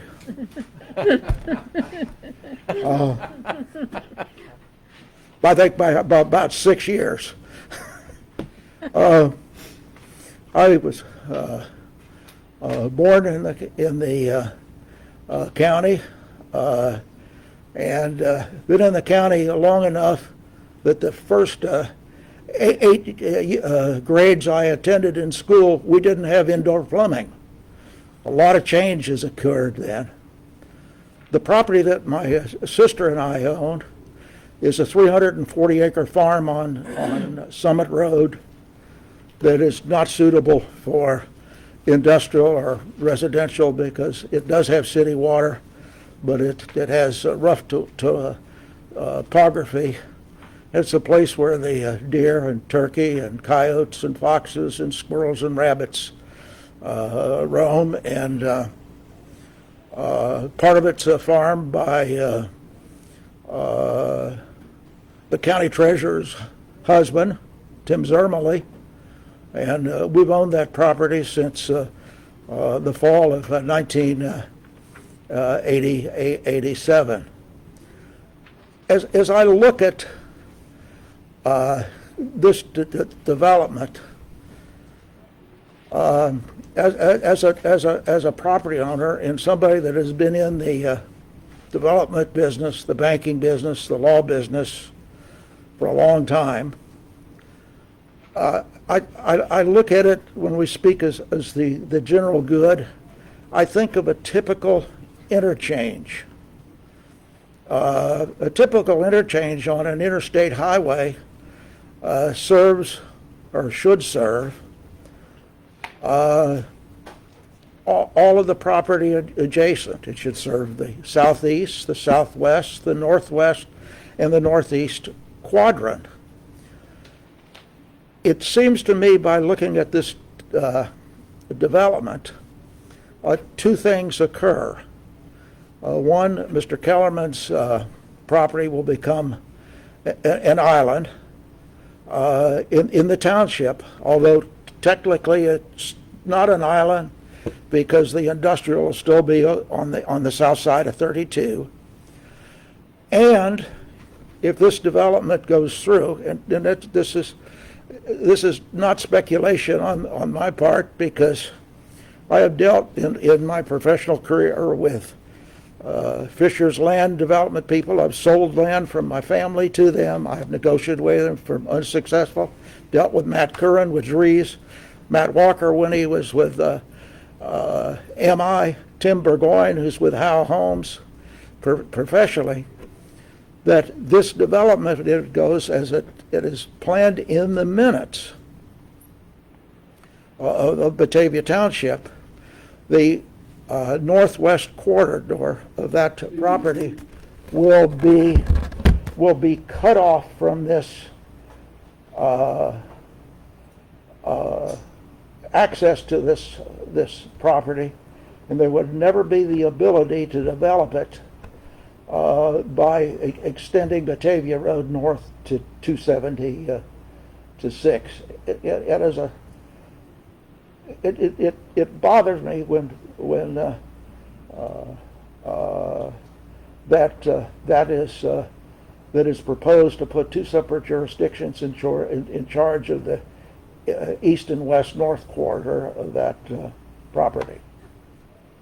As a citizen there, and I have some questions for you. Okay, sure. Mr. Todd, you reviewed the meeting minutes from the Village of Batavia from the November 2019 meeting that was made available through the Village of Batavia official website. Is that correct? Right. And is this a copy of that? Yeah. So if you were to paraphrase or read directly, whichever you prefer, for the Board of County Commissioners, what does that meeting minutes from November 12th of 2019 say with respect to this development? CUC Charles Kubicki owns 139 acres north side of State Route 32.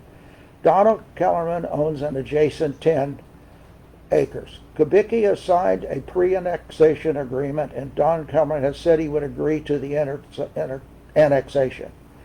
Kubicki expects to begin a residential development with Fisher Homes in the spring. As a longtime resident or a landowner in Clermont County, do you have any reason to doubt the village minutes that are made public on their official public website? No. So if you were to read something like that, you would believe. I would believe that's their intention, and that's what they wanted to do. Okay. So let's go to the next session. There are council meeting minutes from, it looks like, December 9th of 2019. Is there additional information concerning that proposed annexation? And if so, would you paraphrase or read it? For the record, I'm just going to object to this line of questioning as being irrelevant. I think we've already established it's to contradict prior testimony, so I object. Mr. Todd, if you would please. Surveyor Gary Nichols has updated the record of surrounding property owners for the annexation more than 150 acres on the north side of State, which is misspelled, Route 32 east of Batavia Road. Attorney Michael Minier needs that plat to complete the annexation petition, which we hope to submit to the county before Christmas.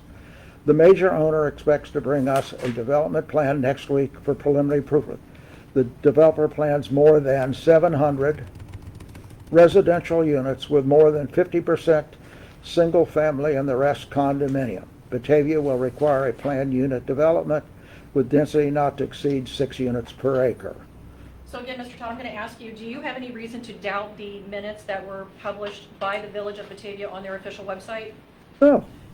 You heard testimony earlier, or not testimony, but argument by Mr. Minier that the speculation of a development, do you feel it's more than speculation when you have 2 minutes? I'm asking your professional experience in dealing with annexations and land development.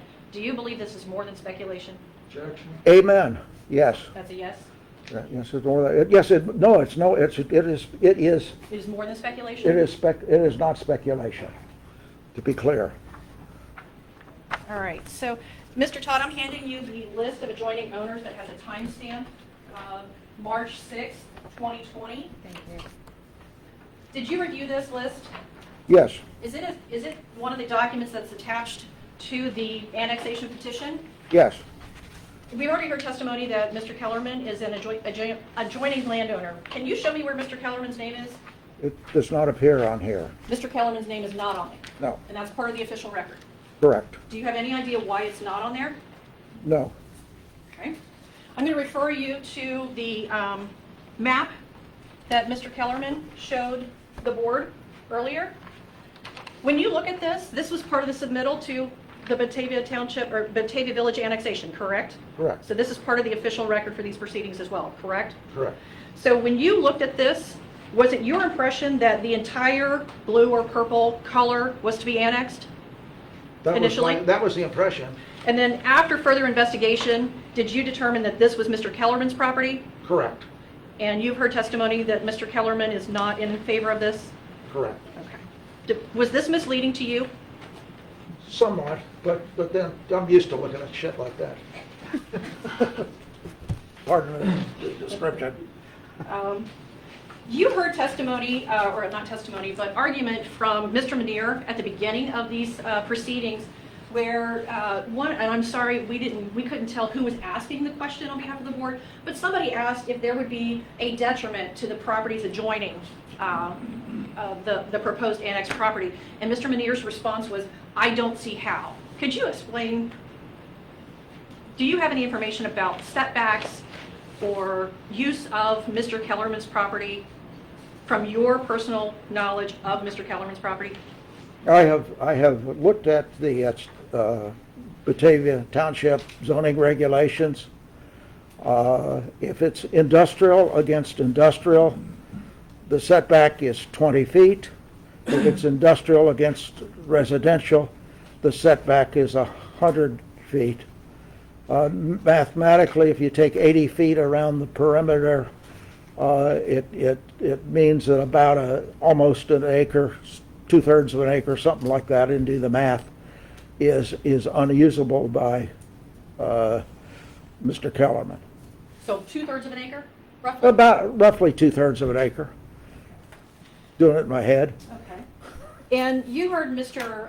Manier advance some kind of argument to the effect that if the property is annexed away from the village of Batavia, or away from the township of Batavia, but into the village of Batavia, that, because it would be a different township or a different zoning board, that Mr. Kellerman might not be affected. Do you agree with that statement, or do you believe that he would still be affected by the residential development?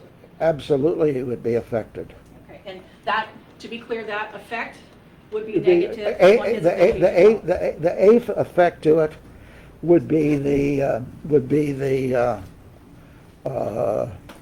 difference in the setback for where a building could be placed on the effect.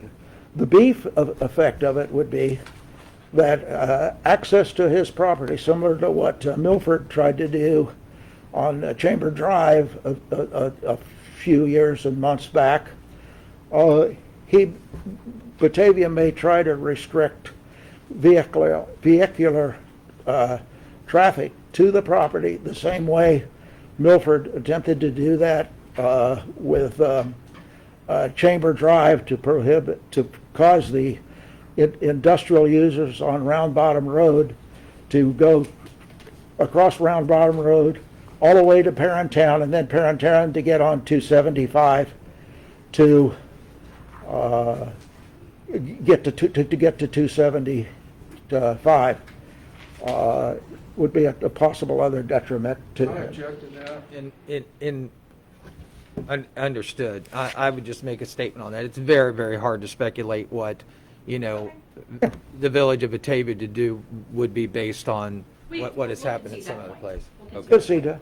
So, Mr. Todd, are you familiar with the annexation statute?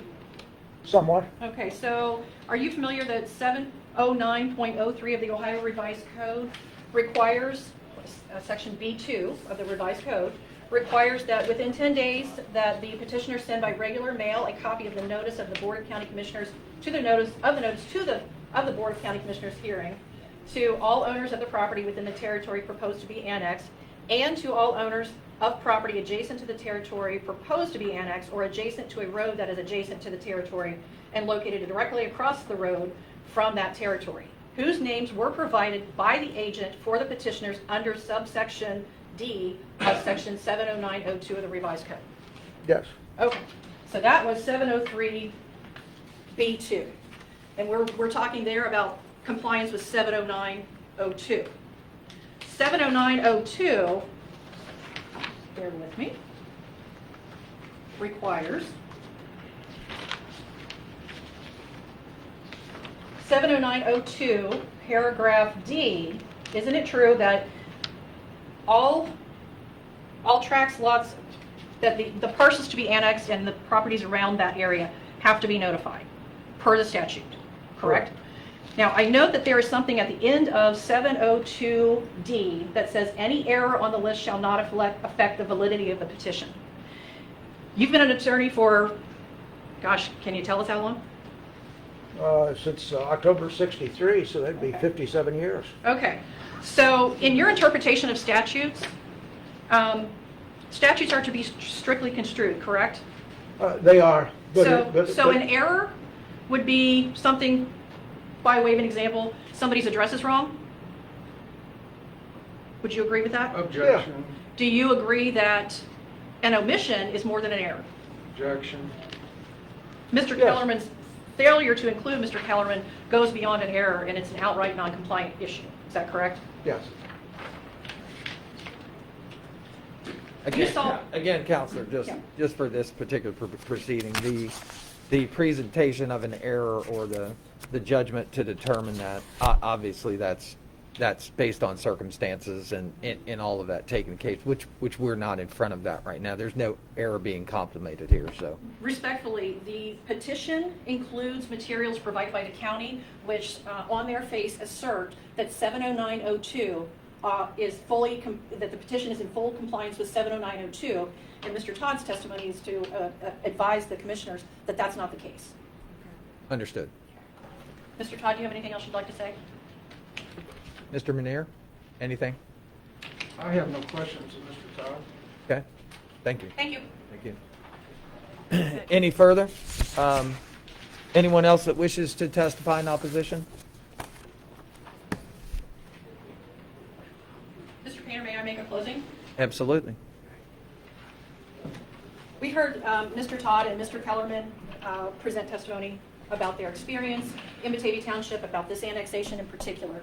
You heard testimony about, or you heard a presentation, not testimony, by Mr. Menier, that properties adjoining, he didn't see how they could be affected or detrimentally affected.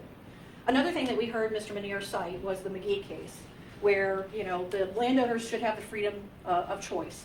And I would respectfully request that the board remember that Mr. Menier's or Mr. Kubicki's freedoms end where my rights begin and where Mr. Kellerman's rights begin. He's the neighboring landowner. He's going to suffer if this annexation goes through as proposed. He's happy to discuss the matter with Mr. Kubicki. He's not had that opportunity. Thank you. Any closing, Mr. Menier? Yes. Before you close, I think we have another person for opposition. Could you please state your name and your address for the record? Hello, my name is Jim Tepe, T-E-P-E. Address 7450 Baywind Drive, Cincinnati, Ohio, 45242. Thanks for being here this morning. Thank you. I am a trustee of a piece of property that borders this annexation parcel. And I guess I have two or three questions. One predominantly relates to the sewer line that was installed in 2000, 2001. That was supposed to have also been a future roadway, which has never occurred. So the agreement that was granted by the parcels that sewer went through was under the understanding that a roadway would follow. And I remember saying to the county commissioners the day that occurred gentlemen, if there isn't a road there in 5, 6, 7 years, I may be back to see you. Because there was no redeeming virtue to having further liability put against the properties for a sewer that gave us nothing, no ability to get to our properties. So my question today is, if this is annexed, what happens to this whole sewer project where the future roadway, now 20 years ago, was supposed to be there, isn't, and how is it going to be affected by the future development that the new proposed property owner may have there? So I have questions that need to be answered. I don't know how to get those answers. I didn't know really where this was going until today. Okay. So, And obviously, because we're talking about the annexation portion of it, we weren't prepared to, answer a question about a roadway. We're well versed in that there's sewer on that property and that it was run in, by the county for future use. But we have our administrator and our assistant administrator here, and that's exactly where your question can be answered. And I'm sure they can reach back out and follow up to you and have a conversation about that. very good. I appreciate you being here. Thank you so I much. just have a question. Mr. Manier. What's your name, Mr. Tuppy? It is. Mr. Tuppy, are you directly adjacent to the Kubicki property? Yes. And did you or somebody on your behalf offer to sell your property to Kubicki? No, not to my knowledge. Okay, thanks. Okay. Thank you. Thank you. Is there anyone else, Tom, like to testify in opposition?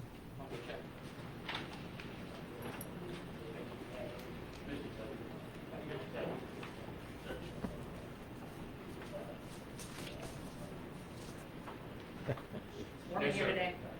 No? Okay. Mr. Manier, you're... Yes, please.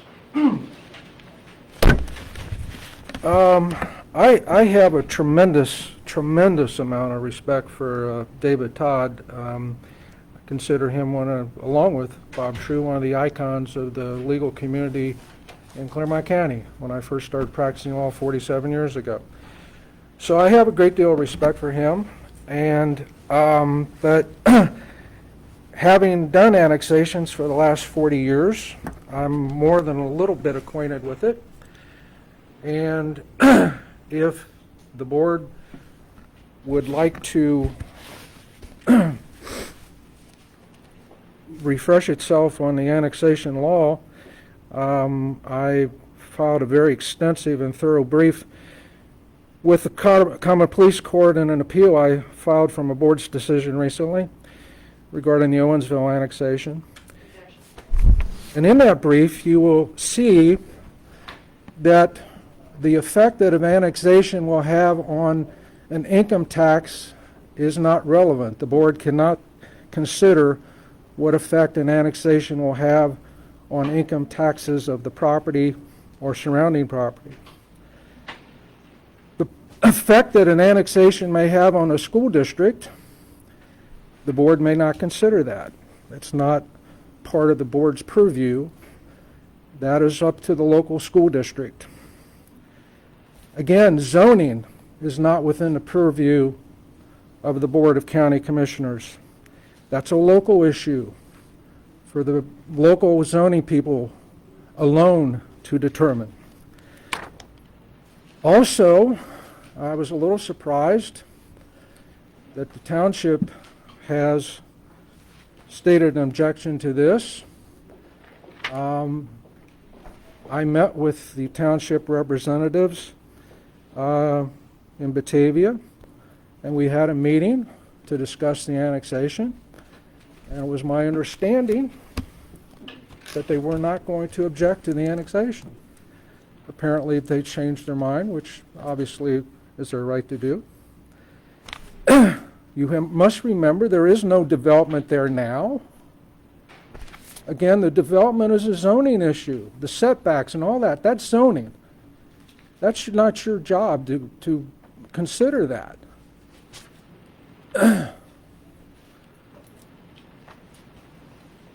And again, the names on the list that's filed along with the petition are not considered by law part of the petition. I didn't hear any testimony that Mr. Kellerman did not receive a copy. I didn't hear him testify that. I can represent to the court that I sent notices out to everybody that was adjacent to the property as required by law. Again, I just didn't follow up the turnip truck regarding annexations. I've been doing it for 40 years. And being a law director of the city of Milford for 40 years, I want to state that what Mr. Todd said about the Milford situation, I don't want to stand that on the record. I respectfully disagree with his assessment of that.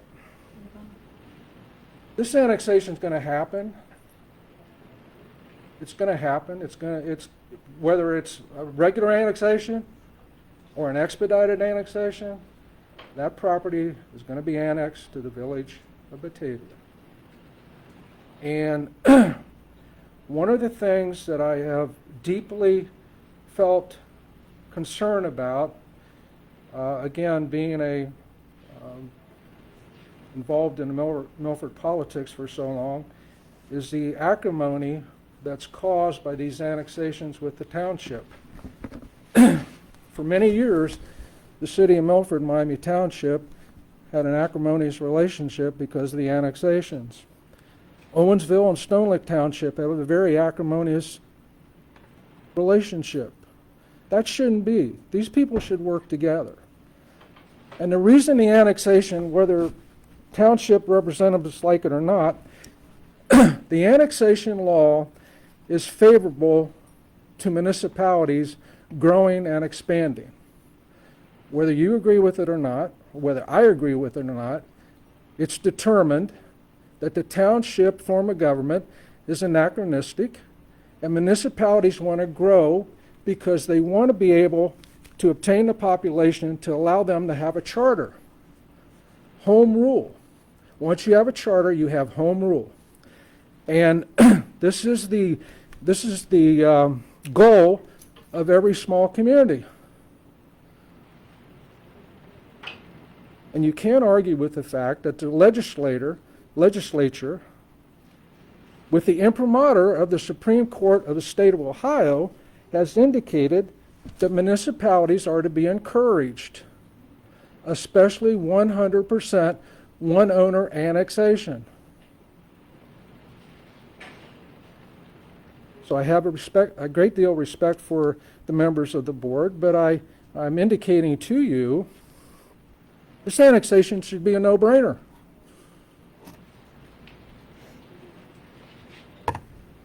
Thank you very much. Thanks, Mr. Manier. Is there anyone else that'd like to testify in the matter? I'd like to rebut. You can. I want to thank the county commissioners for taking the time to listen to our witnesses today. It's disturbing when I hear this annexation is going to happen, no matter what, it's just going to happen. Like, you should just overlook some of the defects that we've discussed today. First and foremost, Mr. Manier pointed out that there is a zoning issue. You cannot divorce the zoning issue from the detriment issue in Mr. Kellerman's case. When you take 2/3 of an acre from him, simply by approving a residential, an annexation, which we all can agree is for a proposed residential subdivision, when you take 2/3 of an acre away from him, that's a lot. That's a detriment. It's not just 20 feet. It's almost 2/3 of an acre. The other thing I wanted to remind the board here is that, Mr. Manier brought up taxation. We didn't talk about taxation. We're talking about the greater good. We're talking about, is Mr. Kellerman going to suffer a detriment to his property? That is within your scope. The other thing within your scope is the recognition, the acknowledgement that there are certain things that are required by statute, compliance with 70902 being one of them. Mr. Kellerman was left off. He does not have to testify that he received notice or not.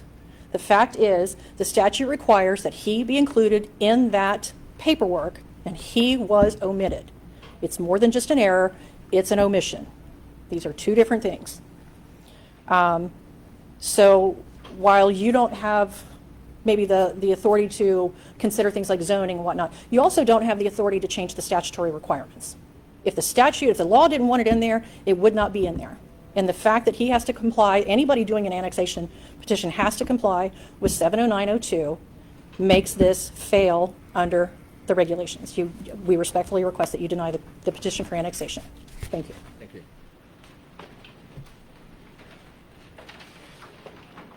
Anyone else to testify in the matter? Is that it? I'll check one more last time. Okay.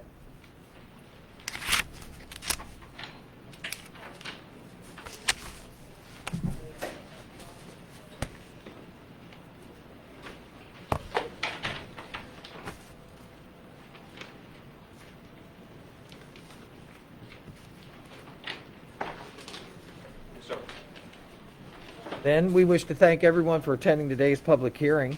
And I understand you can still submit comments in writing. Is that correct, Mr. Munir? I'm sorry, I couldn't hear. Comments can be submitted in writing after this public hearing also. What is to be submitted? Comments, if there are additional comments, can be submitted Sure. in writing. Whatever the board would like. And please, Is there a deadline for that? I know you have a 30-day window to make a decision. I think Alan It's Edwards. just a very brief deadline. It's Okay. my understanding, and this is from speaking to the clerk last week, that the decision of the board is going to be somewhat expedited because they're not going to meet at the beginning of July, so it'll have to be done earlier than we typically would make a decision on this matter. So I don't know how long it would take to provide our office with a copy of the record that so far, but maybe 7 days. And for those who are here today, Judy is the clerk of the board. She typically handles these annexations. Unfortunately, she was caught up in a car accident this morning that is rather substantial. So we'll get back to that. Mr. Munir, any questions? I don't necessarily need to submit anything unless the board wants some specific questions, which you can direct through Alan, who in turn can contact me, but I don't anticipate in. Tom, did you have a particular Could, date? do 7 days and allow comments until 4:30 p.m. on June 10th. Okay. Comments will be accepted until 4:30 p.m. on June the 10th. Okay? Anything else? Thanks for being here this morning. Thanks for your participation. It was very insightful. Both sides did a great job. Thank you. Okay? That concludes our official public meeting for the annexation of real property situated in Batavia Township to the Village of Batavia pursuant to 709.02 of the Ohio Revised Code. Thanks for your attendance. Anything further, Tom? No, sir. Okay, then I will go to G.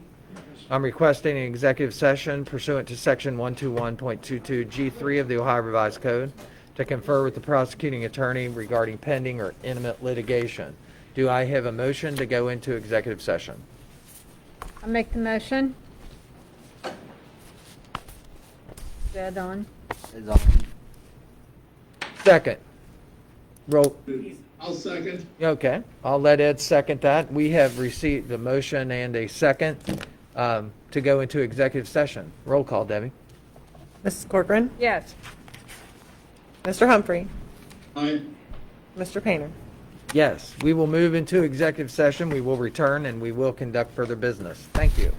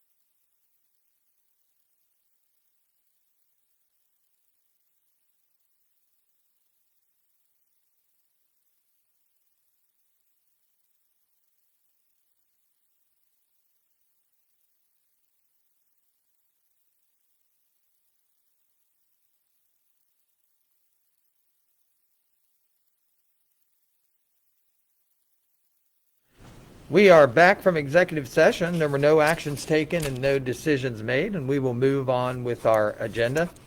We have previously had a Section H for county staff and elected official discussion. I'll ask one more time. Is there any county staff or elected officials, Tom, that'd like to address the board?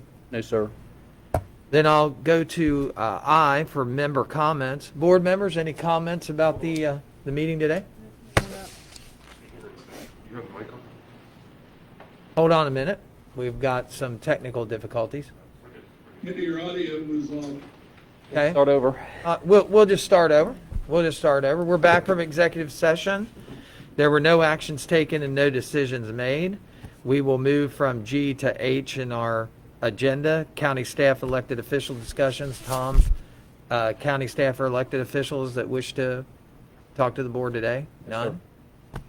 Okay, then we'll move to I for member comments. Board members, any comments today about today's meeting or, recent events?